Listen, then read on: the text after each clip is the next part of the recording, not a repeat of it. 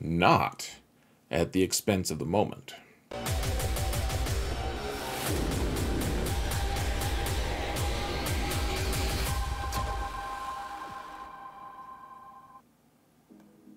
Hello everyone, and welcome to another episode of Xaereth Prevails.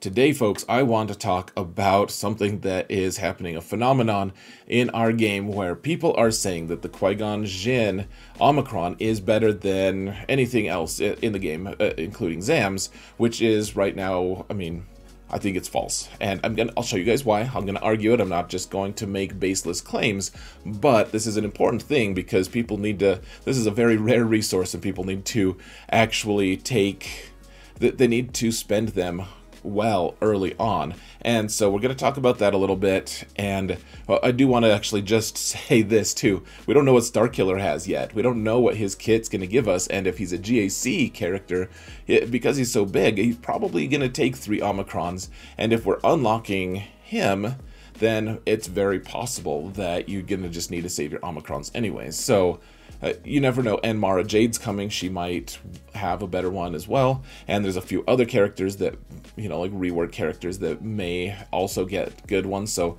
probably best to just hang tight. And also, to be clear, I actually think that the Qui-Gon Jinn Omicron is great. I just think that it can be gamed in a way that Zam'S Omicron, it just really can't. I think the Zam'S is going to have way more longevity, which is something that a lot of people value in other parts of this life as well. Longevity is worthwhile, guys, but we have to talk about this stuff. It's going to be important. Before we jump in, guys, I just want to remind you that if you want to support the channel for free, please just hit that thumbs up button or leave a comment in the comments. Hit that sub button if you haven't already, folks. Lots of GAC content coming up, just tons and tons of it, trying to get you prepped for it and trying to get everyone ready for the new format. So this is part of it, though. We got to get the right Omicron selected so we can make good choices. So with that being said, folks, help me mount the algorithm. It's worth it if we all do it together. Community mounting. Let's go. Whoa, we're in the game. Madness. How'd we get in the game? I don't know why it's still so funny. Okay, madness. Okay, so we've got Zam, we've got Qui-Gon. Let's look at Qui-Gon's first. Just a quick reminder. What happens is his entire team in GAC gains a huge amount of offense. Essentially what happens is everyone gains a ton of offense.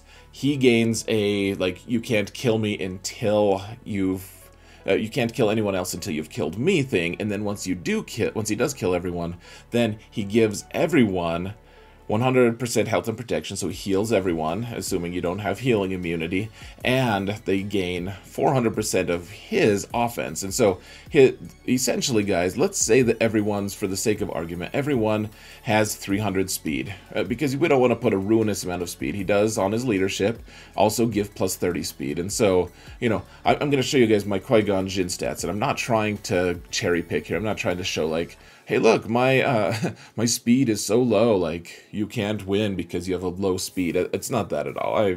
I realize he could be way faster. He's got garbage mods because he's a garbage character up until now. And I do like this Omicron, by the way. That's something I want to get. But his damage, he could get higher damage, but essentially if we just say that every character involved is going to be 300 speed, then you can say that every character is going to gain about 9k damage or 8k if they have foresight, which a lot of times they'll have foresight and everything. I'm gonna be as fair as possible here. We're not cherry picking things, guys. There are solid arguments against this, and I want to make sure that it's clear. I'm not just trying to just pick little tiny things and make strawman arguments. There are legitimate issues here. So beyond Qui-Gon Jinn, though, we have Zam, and what she's going to be gaining a ton of increases to her offense, or max health, or max protection. She'll gain 20% speed if she has 4 bounty hunters with her, which why wouldn't you? That's the whole point. And then she hands 20% of all of those same stats of hers out to everyone else. And so, her modified speed, she's going to hand 20 20% of that modified speed to everyone, and max health, protection, etc. But the speed is the most important part, as you will see. However, we're going to talk a little bit about Qui-Gon first. So looking at teams that I would plausibly use in GAC, and again, I'm acting in as good of faith as possible to try to get a good Qui-Gon team. So we have Jedi Master Luke. This is a team that I would use to counter Kenobi with. And these are all characters that I would use anyways in other Galactic Legend builds, or counter builds.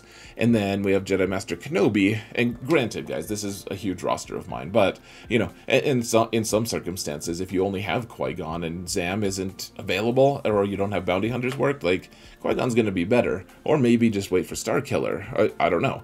But one way or another, we have Kenobi with this Padme squad. This is a pretty standard, you know, like...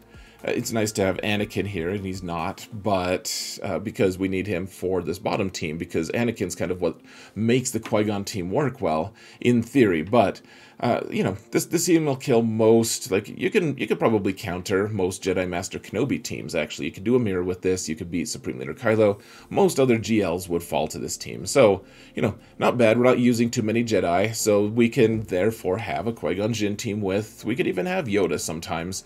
We could have Anakin and Ayla and Barriss.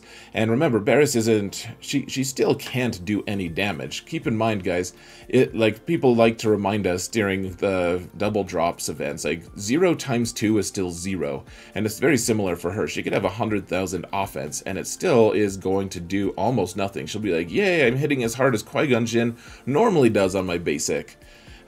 On his basic, and it's like nothing. So, you know, she would be here just to make sure that people don't die, because Qui-Gon Jinn does not have anything that keeps his guys alive. He just makes them into ultra killer mode guys, which is, I mean, that's essentially what happened with him. It's kind of a replay in a way, like it's lore-wise it makes sense. He's going to die, and then Padawan Kenobi jumps in and kills Maul, who is kind of an overpowered Sith character. And, you know, how did he do that? Well, it's because Qui-Gon Jinn died and he had his Omicron applied. So, he died and he had his Omicron applied. It's a rhyme. You guys can remember these things via the rhyme. Anyways, okay, so what happens is Qui-Gon is going to die, and then the ideal way to do things is Qui-Gon's dead. Grandmaster Yoda will, of course, have put foresight on everyone, or I guess if he died, then Anakin is going to have foresight anyways. Anakin will immediately take a bonus turn because someone is defeated. He'll take a bonus turn, and he'll have an enormous amount. So like Qui-Gon could probably give him about 80k if you wanted to just make Qui-Gon the craziest, most offensive tank in the world.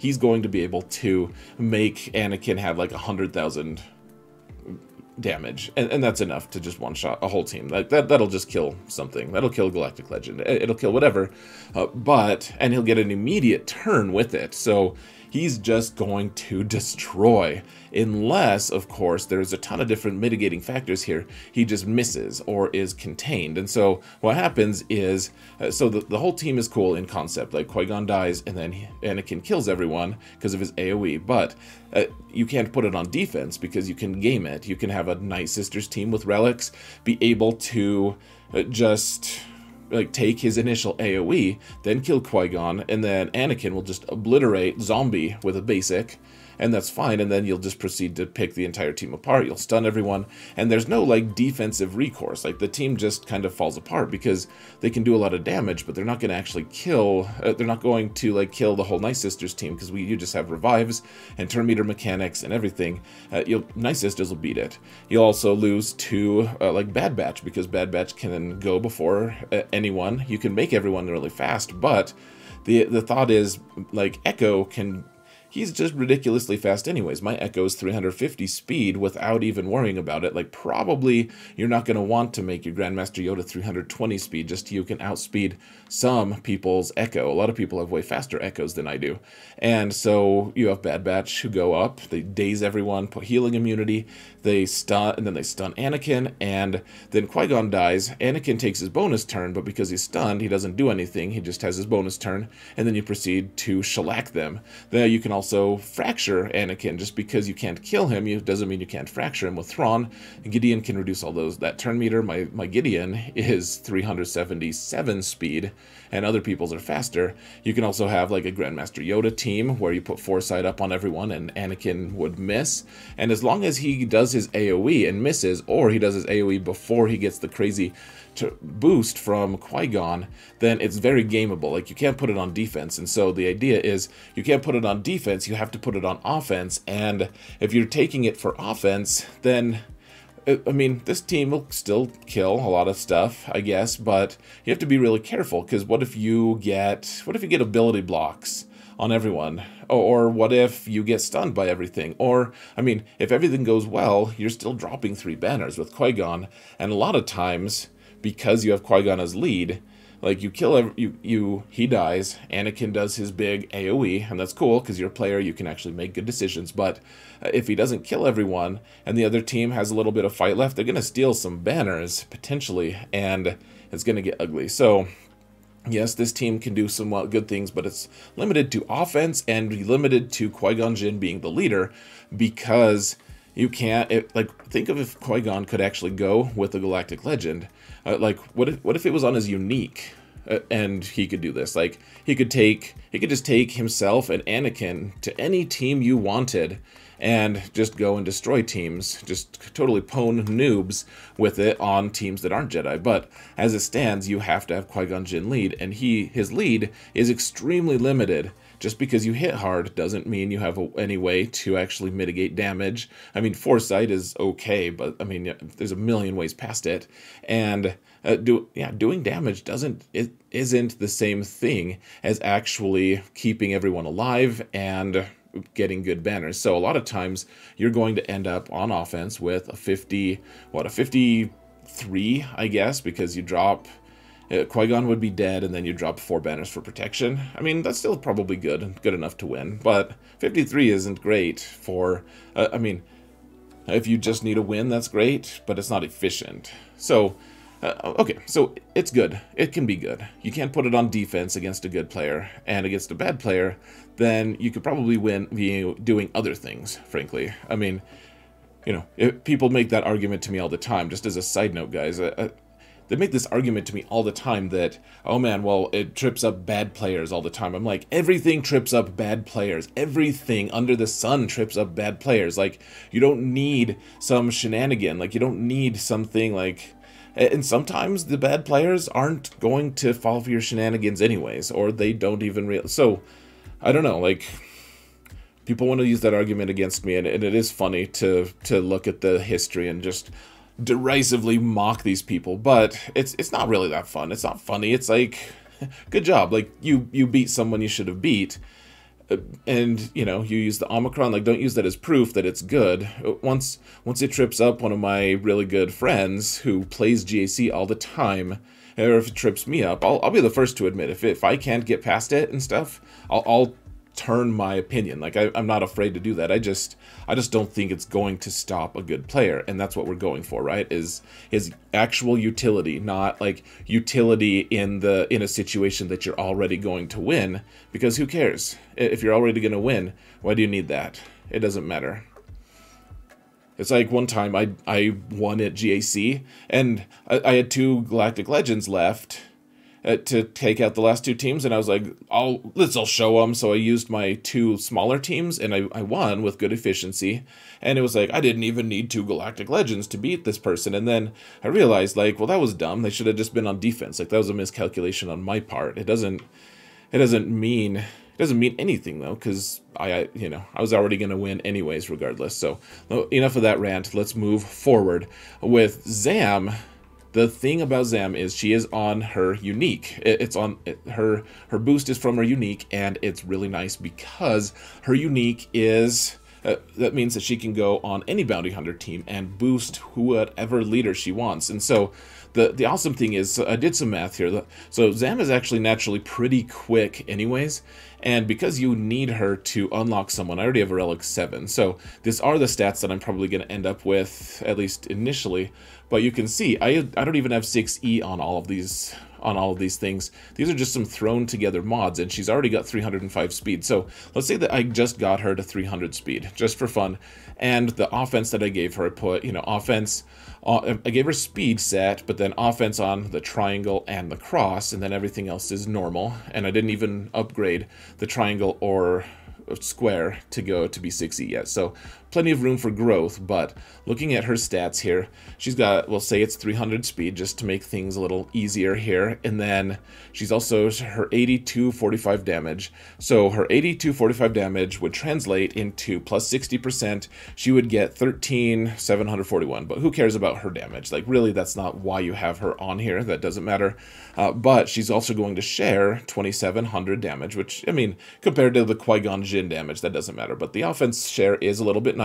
But the biggest thing, guys, oh man, this is huge. So she's going to gain, that's what she said, but she's going to gain if she's got 300 speed, she'll gain she'll gain 60 speed from that little boost, so she'll be at 360 speed, and then that means, because she's sharing 20% of that, every other bounty hunter is gaining 72 speed, and this is not a fast Zam, this is an okay Zam. 122 is pretty pedestrian for where I'm at currently in the game.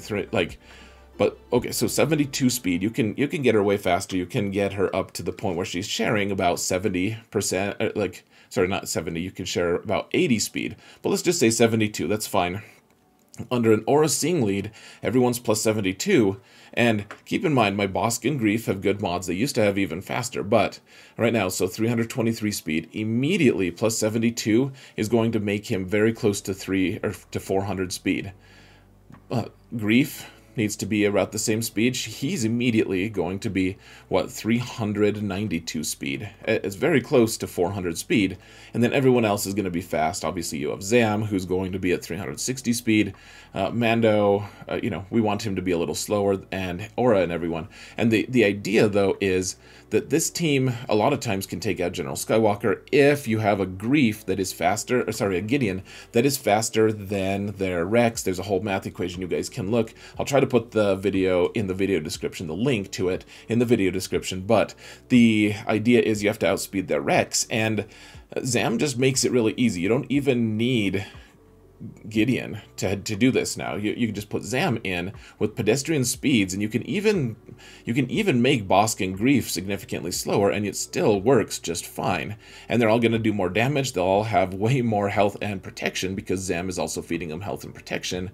And you'll get your kill with Mando, and then you'll survive way easier, and you'll be good to go. You can. You saw my Bosk, he's fast, but I need really good mods to be able to get there, right? So, plus 24, plus 25, plus 24. Oh, there's a plus 14. We could boost that up a little bit. But, some of these mods are vital. They're super fast, and you can put them on a different character now, because you need a fast Bosk and a fast Grief. And if you don't need them to both be super duper fast, then you're in a better place. Like, this is plus 26 speed. I would love to have that on someone else. And so you're saving your good mods for other characters because Zam is going to make your team faster. And, that isn't just for the General Skywalker teams. That's for, this immediately makes the whole team way faster than any Darth Revan team out there as well. And this team will just take apart a Darth Revan team as long as you can go first, which is problematic to go first, usually, because you either need Kuiil, and Kuiil then is not on his Bando team, or you need a fast enough Bosk and Grief to outspeed their Darth Revan, which, if someone's got a 345 speed Darth Revan, putting 346 speed on Bosk and Grief may be possible for me, but that would be ruinous for my other squads. I couldn't afford that level of investment just for that. And then some people would have a 350 speed Darth Revan anyways, and it would all be moot. So Zam just makes it so that they casually are faster than all of these really top tier non-Galactic Legend teams, which is what they're trying to counter in the first place. And then if you don't need Zam with this team, like let's say that your Bosk and Grief are naturally fast enough to take down a Bando team or whatever other squad is out there, then you can throw Zam in another team if you need to. And imagine everyone here on a boat Boba team with all that extra offense. Boba's giving you extra crit damage, and everyone is able to, has a ton more health and protection. You can do more damage because you've got some grenades going on from thermals, from Dengar and Zam, and it's a good time. I mean, the squad isn't going to be a world beater, but she's plug and play within the Bounty Hunter faction and makes that team way, way better. So I think at the end of the day, like, she saves you speed mods. That's incredible. Like, she saves you the top tier speed mods. She also makes it so that she's plug and play within the Bounty Hunter faction. She gives you flexibility, and she's someone you have to gear up anyways in order to unlock someone. I think it's Lord Vader, and I don't know, she's actually useful. I think, like, my alt is actually, she has her at gear 11. I think I'm still going to give Zam my first Omicron on my alternate account, even at gear 11, because it's so impactful. So let me know, guys, what other things am I missing? What factors am I missing? Because I've seen everyone talk about Qui-Gon Jinn until they're blue, and it is a good Omicron. It's cool, it's fun, it's iconic. I just think that everyone's lost in the hype right now. Everyone thinks that Qui-Gon is the one who is he's the chosen one. He's not the chosen one. Anakin's the chosen one, because Qui-Gon dies and lets Anakin do his chosen one thing. But in reality, I think Zam is just way more solid long term, because everyone's going to you need good bounty hunters anyways for 1,000 million reasons. They're like the most foundational squad or faction in the whole game. You really need Zam to make them tick, though. They're going to be able to counter a ton more teams now. I'll be interested to see if we can find a way to counter like Galactic Legends and stuff too. No idea, but all that extra speed and offense, you'd think that something's possible. That being said, folks, I'm going to let you go. Thank you all so much for watching, and remember that in all things, Zareth prevails, especially with Zam.